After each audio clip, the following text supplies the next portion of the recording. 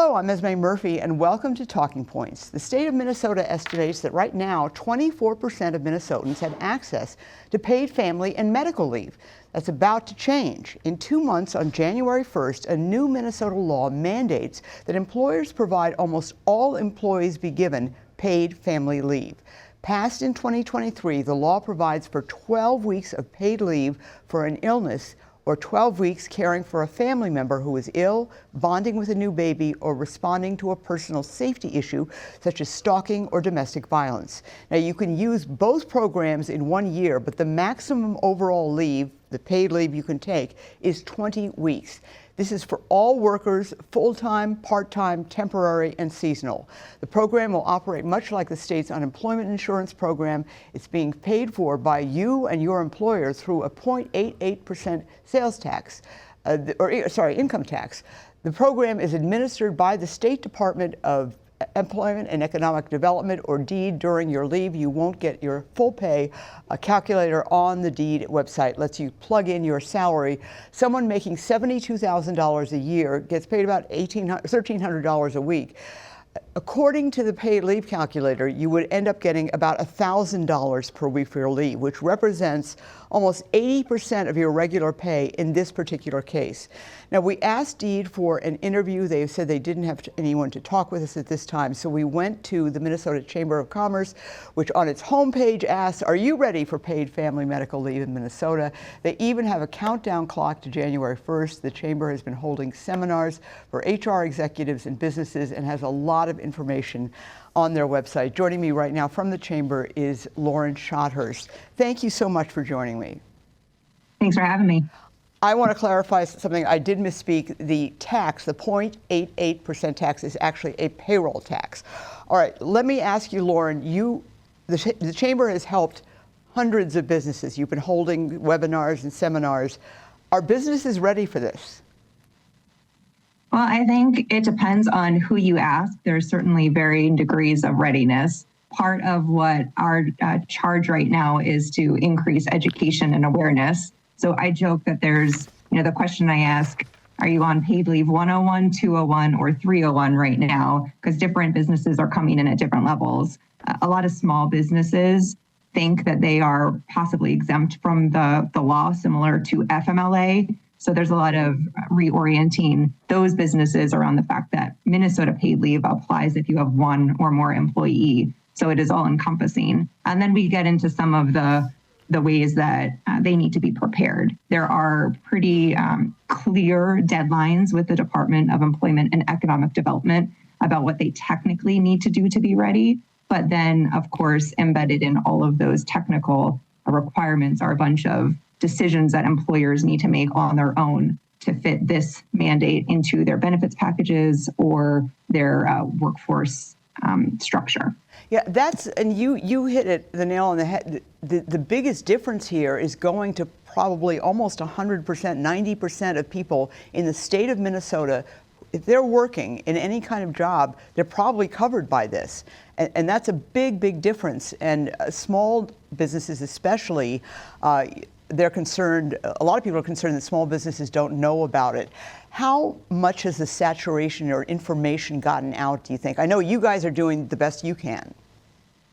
We're doing what we can, not just within our membership, but with the broader business community. So trying to form partnerships with our local chambers and local media. So thank you for doing this interview. It's important that everybody is aware of how fast this mandate is coming and to ensure readiness. And I know I'm interviewing you about what the Chamber does. One question I've gotten a lot since I've told people I've been doing this is if you have a baby in 2025, you can still get coverage for 2026. Do you know anything about that? Yeah, that is a big element that's really taking a lot of people by surprise. I guess the easiest way to think about it is the mandate itself starts on January 1st. And there's going to be some year one issues as businesses come into compliance and the state comes into compliance. There has to be a start date and there's going to be some carryover. So under the law, a baby born has up to 12 months to have that coverage for those parents, or if you're adopted or placed. It's a 1 year look ahead. So January, they can take that leave within a year. They can space it out. They can take it at the end. Okay. I'm sorry. Yep.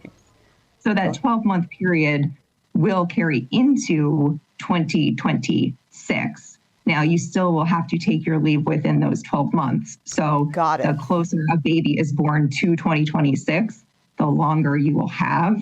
And at some point, between January and February, for example, there's not going to be 12 months or 12 weeks of leave available in that 12-month period, but there will be that carryover. Okay. And the biggest disappointment for businesses is that employer provided or job protected leave that takes place in 2025 for this purpose cannot be used to offset the Minnesota benefit in 2026 when it takes place. So there will be significant double dipping in this scenario. So if you had a baby in 2025, this is your year.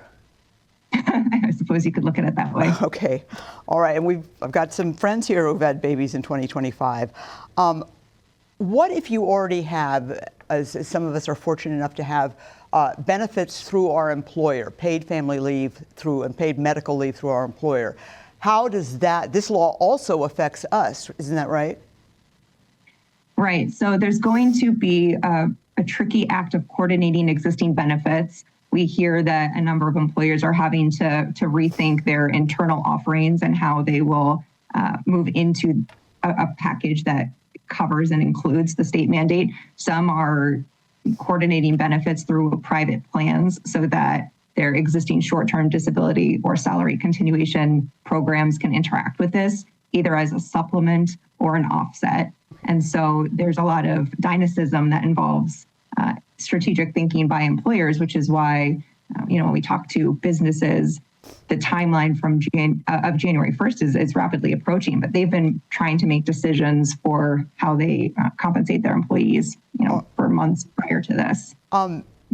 Let me ask you, and again, do you think individuals are aware about this? Do you have to sign up? If you're working at a company, do you have to sign up with the state? It's administered much like unemployment insurance, but what about the sign up?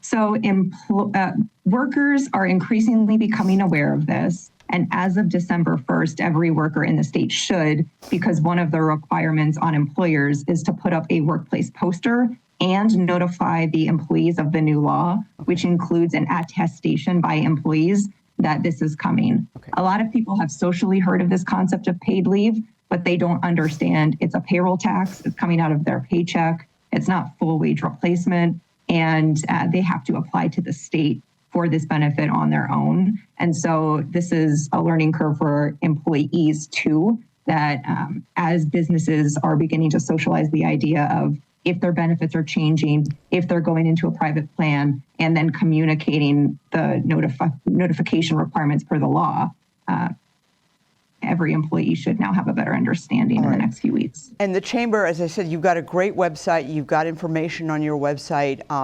What should people do, whether they're an employer or an employee, and they have questions and they're not sure they know what's going on here? Well, they should certainly look at our website. The Department of Employment and Economic Development has a pretty comprehensive website as well that's broken down by employer and employee. So individuals should take a look and understand the law and how it might interact. I encourage employers to not just look at the employer information, but to look at what employees are learning from the department so they can get a better understanding for how to make everything work. Okay, and what's the penalty? There's got to be a penalty for not adhering to this for businesses. Right, there are a number of penalties at various points, just lack of compliance with notice and documentation requirements to not offering the mandate itself. These are significant penalties that will be on a per employee per day kind of a basis. So in addition to issues that might arise from a specific claim or a specific employee, you have sort of enterprise-wide issues that if you're not in compliance with the underlying law to the letter of the law, you will face administrative penalties as well. Okay, well, Lauryn Schothorst from the Chamber, thank you so much. Great information. And again, to be people out there's great information on your website. And that does it for this edition of Talking Points. As always, please email me with any comments or questions at esme@cbs.com. Thank you for watching. I'm Esme Murphy, WCCO News.